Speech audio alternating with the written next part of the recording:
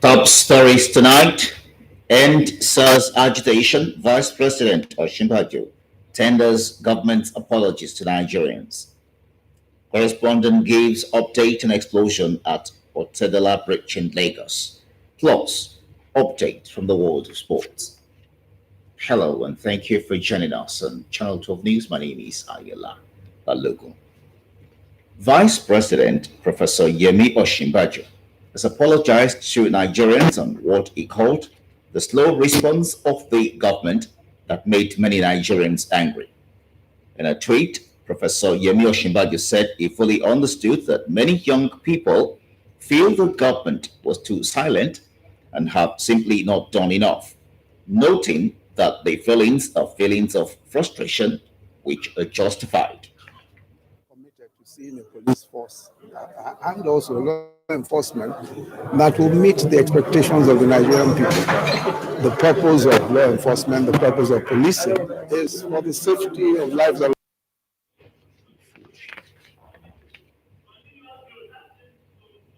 The vice president explained that he chaired a meeting of 36 state governors and the minister of the FCT, NEC, where it was resolved to set up judicial panels of inquiry so Nigerians can see justice served. He said with Mr. President's approval, SARS has been completely established and none of its former members will feature in any tactical unit. The president condoled with the families of Jimoh Ishak and all those who have lost their lives at the hands of wayward police officers. And to those injured, he wished them a full and speedy recovery. Professor Osinbajo said government understands that the issues the protesters are raising are bigger than just SARS. They are deep and systematic, and government is taking comprehensive measures that will revamp the police by addressing issues of welfare, service conditions, and training. He said government will continue to update and engage with them on these steps in the spirit of transparency so that Nigerians can hold the government accountable.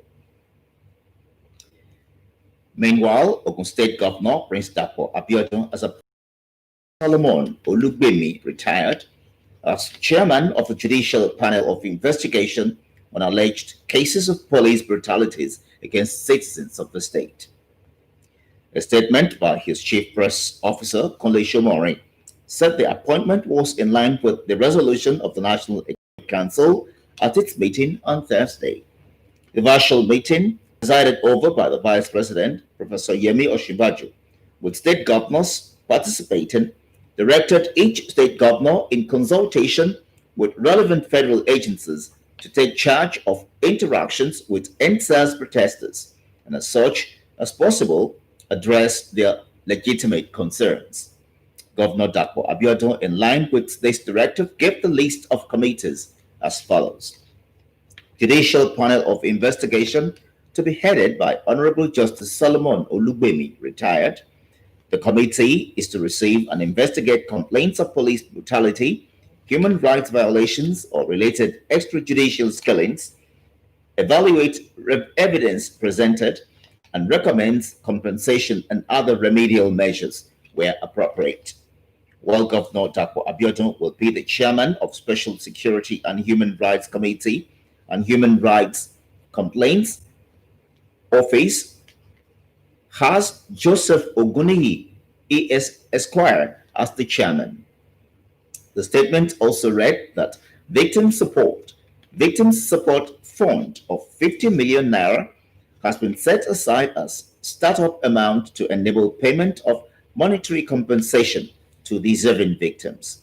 He also announced the setting up of Ogun State Human Rights Complaints Reporting Portal that will be accessible to all citizens of Ogun State to upload documentary and audio and video evidence of cases of abuse and establishment of a forensic laboratory to aid and support police investigations and crime scene. Sit down and I will take over and ensure that whatever it is, the legal line of things is not confirmed. Our judicial panel is going to have a 6 month. They're going to be chaired by reputable retired judge in the state, and we have somebody representing experience, somebody representing youth, somebody representing civil society, two people representing civil society, a retired law enforcement officer, and I feel like there's a total of 8 people. I got to set out today, and we did a conversation, and we're saying that all cases, all past cases, present cases of police brutality should be brought to their attention. And we are setting up a fund, we are setting up a compensation fund to the state that will compensate all those who have been adversely affected by these issues that have been raised. So I want to use the opportunity to congratulate this young woman who is a youth, and all other youth who have benefited from this program, and all the other youth that we're reaching out to, because we continuously and deliberately continue to ensure that we empower youth. Because we understand the problem that youth have. Especially the employment with COVID, we cannot open. There are so many things that happen. And these are issues that cannot be resolved in a day. But I think we know that there is a plan in place to resolve these issues. In the meantime, the free flow of traffic has been relatively restored along Lagos-Ibadan Expressway following the clearance of wreckage of vehicles involved in an accident this morning on Otedola Bridge in Bacha in Lagos. The affected vehicles were recovered from the road with the aid of heavy-duty equipment. There was panic from commuters following the fire outbreak resulting from the accident involving a 40-feet container truck carrying fabrics and a tanker load with 33,000 liters of petrol when the truck had a brake failure while moving inward Baja and collided with a tanker. Emergency responders are still at the scene of the accidents to sustain vehicular movement. Meanwhile, the Nigerian National Petroleum Corporation has commiserated with the government and people of Lagos State, and especially the victims, over the unfortunate tanker explosion which occurred on the Otedola Bridge in Lagos in the early hours of Saturday. A press release by the corporation's Group General Manager, Group Public Affairs Division, Dr. Kenny Obateru, stated that the Group Managing Director, Mele Kyari, commiserates with the victims, the Lagos State government, and Lagosians in general. He feels particularly sad about the recurrence of these events, which could have been avoided. The GMD admonished motorists and downstream operators to continue to ensure strict adherence to safety rules and regulations in order to avoid these unfortunate incidents that always lead to loss of lives and property. According to reports, the unfortunate incident occurred when a container truck loaded with fabric experienced a brake failure and collided with a 33,000-liter fuel tanker loaded with premium motor spirit (PMS) belonging to a downstream operator, the impact of which resulted in the fire outbreak. The World Meteorological Organization has appealed to member states to increase investment in disaster warning systems to help cope with the threatening climate hazards. The really made the request during this year's State of Climate Service report. Adebola Brookslyn Sunday has the details. Records by the World Meteorological Organization show that in the past 50 years, more than 11,000 disasters were attributed to weather, climate, and water-related hazards, resulting in 2 million deaths and 3.6 trillion US dollars of economic losses. Director of Climate Services, Max Daly, said, while the average number of deaths recorded for each disaster fell by a third during the period, the increase in the frequency, intensity, and severity as a result of climate change has dealt heavier blow to vulnerable communities, and that only 40% of its members have access to the multi-hazard early warning systems. No individual country is self-reliant and self-contained when it comes to these types of systems and services. They all rely on this global grid of observations, on global models, on regional models, and then finally the provision of services that takes place at the country level. So it's very important that that entire system be resourced. The UN Climate Agency also stressed the need to switch to impact-based forecasting, an evolution from what the weather will be to what the weather will do, to assist people and businesses act early based on the warnings.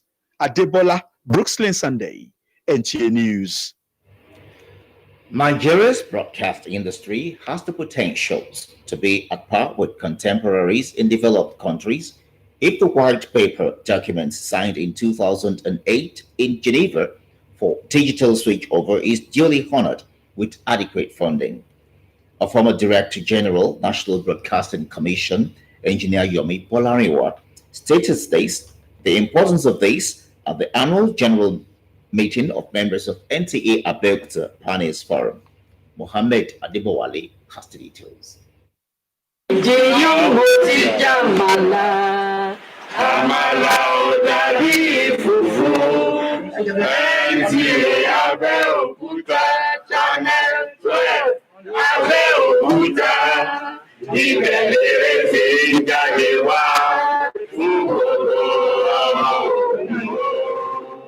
the rain and under the sun, they have toiled and struggled to make the Nigerian Television Authority, NTA, Channel 12 Abeokuta, what it is today.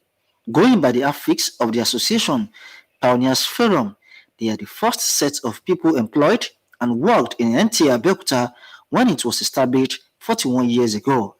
At every interval, they usually converged at the very point where they started the journey to brainstorm and reminisce on the past, issues bordering on development of members, and as well areas they could be of assistance to their broadcasting alma mater, Nta Abeokuta. That of the 2020 was not in any way different, delivering a paper on update on Nigeria digital broadcast process. A former Director General NBC, Engineer Yomi Bolariwa, berated the manner in which the process is being handled by stakeholders several years after a document on digital switchover was signed.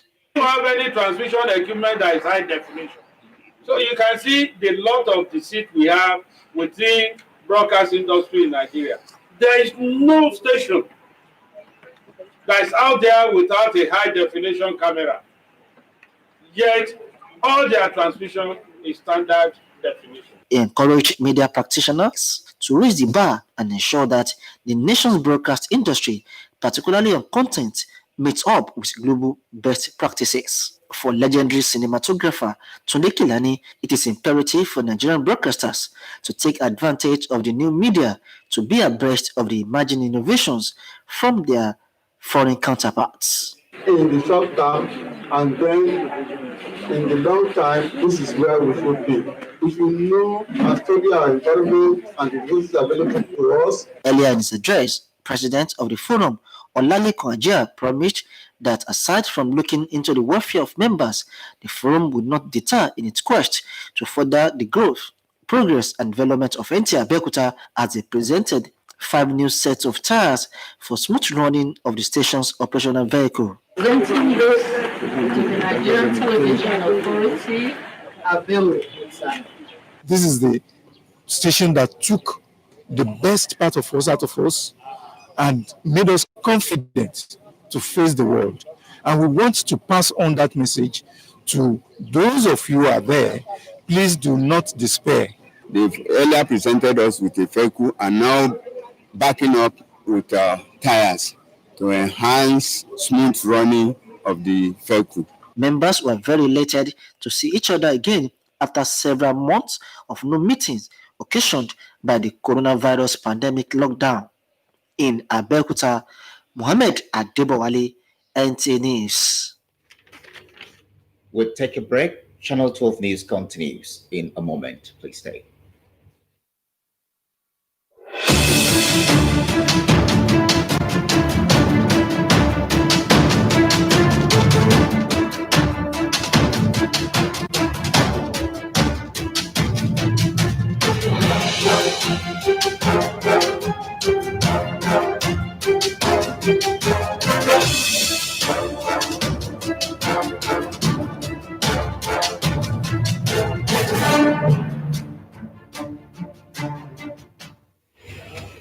Welcome back. You're on to Channel 12 News and Nta Abeokuta. Ilushi community in Esan, Southeast is famous as the food basket of Edo State. Nestled on the bank of River Niger, this food basket is underwater. Onengie Fineface reports on the implication of this flood and the promise of respite. With 14 villages and 9 quarters, Ilushi in Eastern Southeast Edo State lies low on the bank of the River Niger. Flood from the River Niger has submerged Ilushi. So if they can help us to do the mining, you will see that all this year by year flood every year will stop. Bashir is a farming community popular for rice, cassava, and yam production. 20,000 hectares of rice farm currently underwater in the community. No one has at all.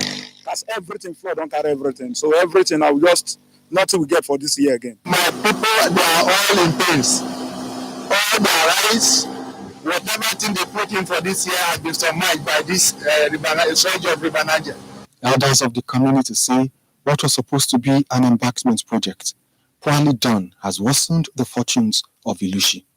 They said they were doing encroachment that the landslide will not fall back into the river anymore. They made that place lower than the other banks. Government officials, however, say all hope is not lost for the community. We have built shelters, and then by next week we'll be moving them in batches.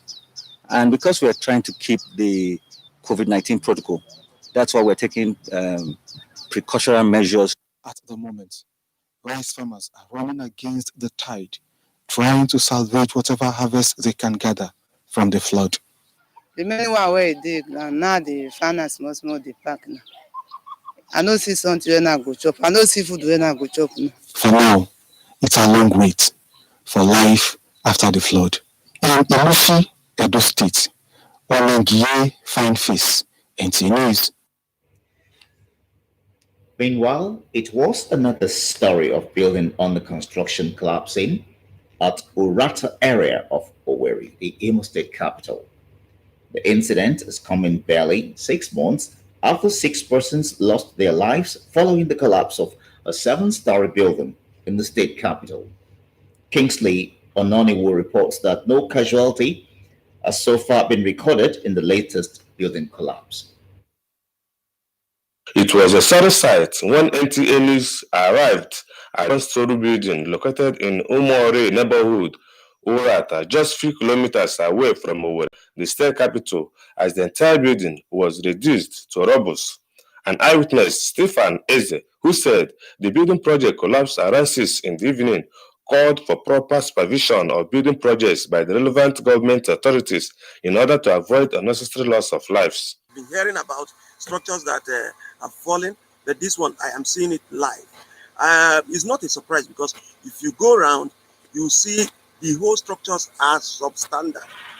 In order to economize, in order to cut ends, they use inadequate materials. So what I'm saying in effect is that the government should look into the structures around. They should do something about it. The traditional ruler of the area, Eze Amobi Waleke, who speaks on the incident, demanded the arrest and prosecution of both the contractor and the owner of the collapsed building. A neighbor near the building reported the man constructing that building to me. I now sent a group of people from the autonomous community to go and The 2020 Guinean presidential poll is built to officially open in less than 24 hours.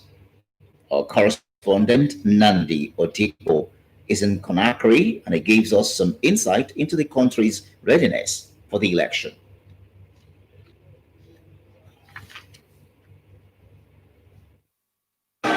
It did seem like they didn't want it to end. The streets of Conakry rumbled with chants of party faithful for days.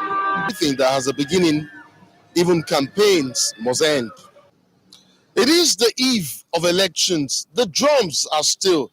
The chants have subsided into whispers in close circles and perhaps within the confines of homes. Indeed, the streets of Conakry are relatively quiet. But is this the calm that comes before the storm? Several controversies have trailed the 2020 presidential election in Guinea. They vary, but yet center on the integrity of the election. One group has worked really hard to calm frail nerves and hopes election day in Guinea would open and end peacefully. E, portanto, penso que estão criadas as condições para que as eleições sejam efetivamente livres e transparentes.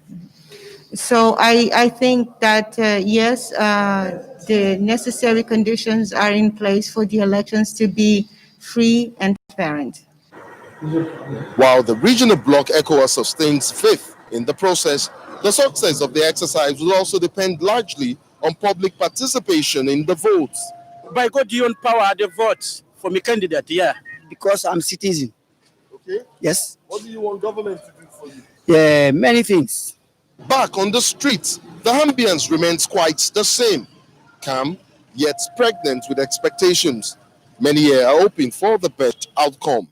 In Guinea Conakry, Nnamdi Odikbo, NTA News. And now sports. Nigeria Olympic Committee to partner stakeholders to win medals at the 2020 Olympics. Gift George has this and more on Sports Update. The president of the Nigerian Olympic Committee, Habu Gomel, has reassured the committee's commitment to ensure that Team Nigeria make podium finishes at the forthcoming Tokyo Olympics. Gomel, who stated this in Abuja when the Sports Writers Association of Nigeria paid him a courtesy visit to know the level of preparation of Team Nigeria going into the Games, declared that the Nigerian Olympic Committee will work with the Ministry of Youth and Sports as well as necessary stakeholders to ensure the success of Team Nigeria in Tokyo. It is the best game. So we don't have any problem. In Nigeria here, we are well enlightened. We are all aware the NOC is busy working. In another development, the 2020 Prudent Energy Handball League is scheduled to hold from the 23rd to the 6th of November at the Package B of the Moshood Abiola National Stadium, Abuja, following the approval of the Ministry of Youth and Sports Development on the resumption of contact sports. The Handball Federation of Nigeria has been working closely with the ministry to ensure the date is feasible with strict compliance with COVID-19 protocols. Our team already will probably be among the very first people to go and launch the reopening of the... That's it on Channel 12 News. I'm Ayala Balogo. Thanks for being there.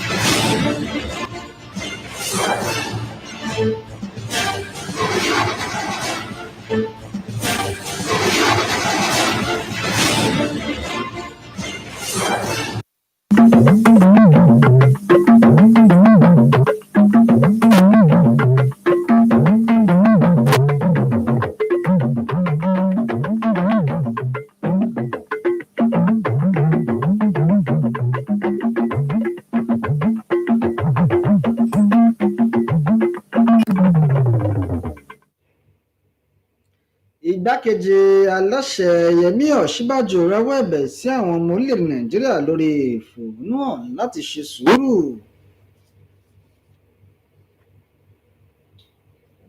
ẹ kú dédé àsìkò yìí ẹ sì kú ìsinmi òní ire ló ń dé sí etí ìgbọ́n láti lè ṣe amóhùnmáwòrán ìjọba àpapọ̀ Nta Abeokuta Mohammed Adébọ̀wálé ní nàìjíríà wípé kí wọ́n dákun dábọ̀ fi ìdínú lórí àìtètè jígìrì sí ojúṣe ìjọba àpapọ̀ láti paná àwọn ìpèníjà gbogbo tí ó ń kojú àwọn ènìyàn èyí tó sọ wípé ó tó kí wọ́n fi ìrònú wọn hàn nínú fọ́nrán kan tí igbákejì aláṣẹ fi síta lórí ẹ̀rọ ayélujára ọ̀jọ̀gbọ́n Ọ̀ṣínbàjò ní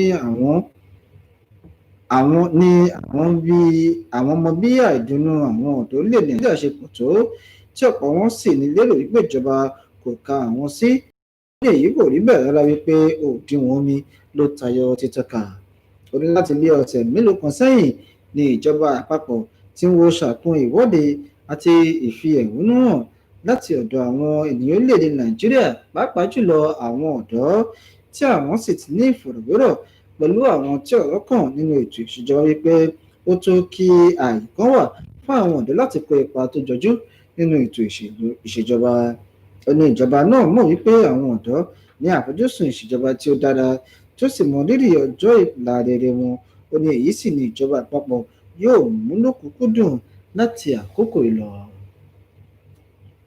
Bákan náà gómìnà ìpínlẹ̀ Ògùn ọmọọba Dàpọ̀ Abíọ́dún ti yan adájọ́ fẹ̀yìntì Solomon Olúgbèmí gẹ́gẹ́ bí alága ìgbìmọ̀ oníwádìí lórí àwọn ẹ̀sùn ìfojú ẹ̀tọ́ ará ìlú gbolẹ̀ tí àwọn aláìlú fi kan iléeṣẹ́ ọlọ́pàá nínú àtẹ̀jáde kan tí ẹni tí ó jẹ́ akọ̀wé ìròyìn gómìnà yẹn Ọ̀gbẹ́ni Kúnlé Ṣómórìn fi síta ó ní ìgbésẹ̀ ọ̀hún lè lọ ní ìbámu pẹ̀lú ìpè ìgbìmọ̀ ìjọba àpapọ̀ lórí ètò ọrọ̀ ajé tó ẹni ọjọ́ Àlàmísì tí ó kọjá nínú ìpàdé ọ̀hún tó wáyé lórí ẹ̀rọ ayélujára pẹ̀lú àwọn gómìnà ní ìpínlẹ̀ gbogbo ní ọ̀jọ̀gbọ́n Yẹmí Ọ̀ṣínbàjò ti pàṣẹ fún àwọn gómìnà láti ṣẹ́pọ̀ pẹ̀lú àwọn tí ọ̀rọ̀ kàn fi òpin sí ìwọ́de tí wọ́n fi ń pè fún ìkádì kúrò nílẹ̀ ẹ̀ka kan ní iléeṣẹ́ ọlọ́pàá tí ó ń rí sí ìwà ìdigunjalè ìyẹn SARS.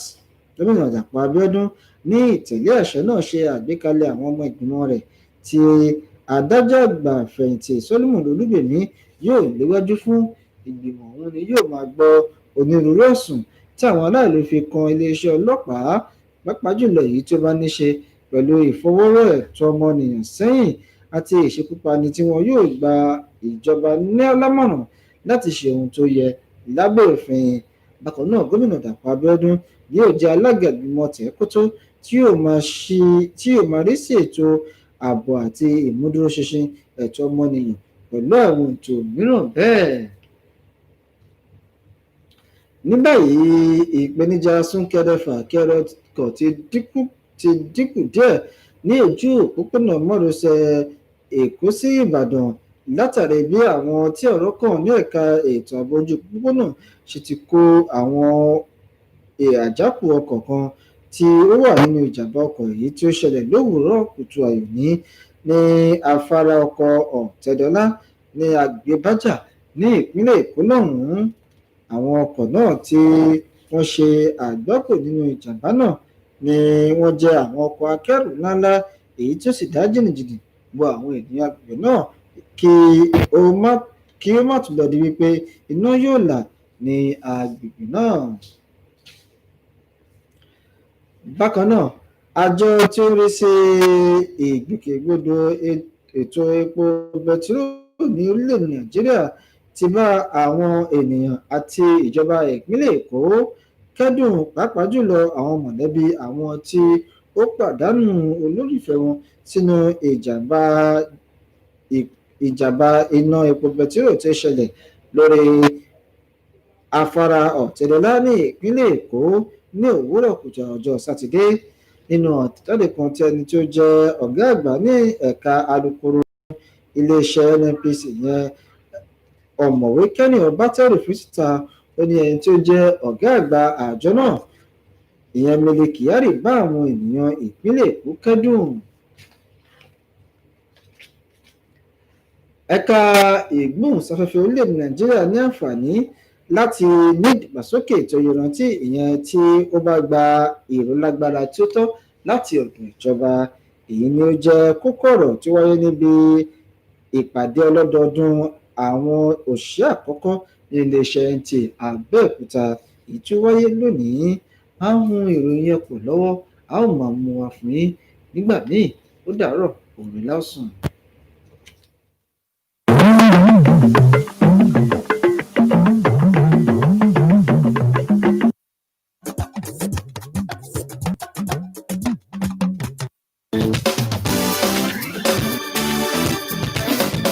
Do you want to be saved? Do you want breakthroughs in all life endeavors? Then join Pastor W.F. Kumoyi, the superintendent of Deeper Life Bible Church worldwide, on The Truth every Sunday at 7:30 p.m. on Nta Abeokuta Channel 12. You can also watch us on Star Times Channel 103 or on our social media handle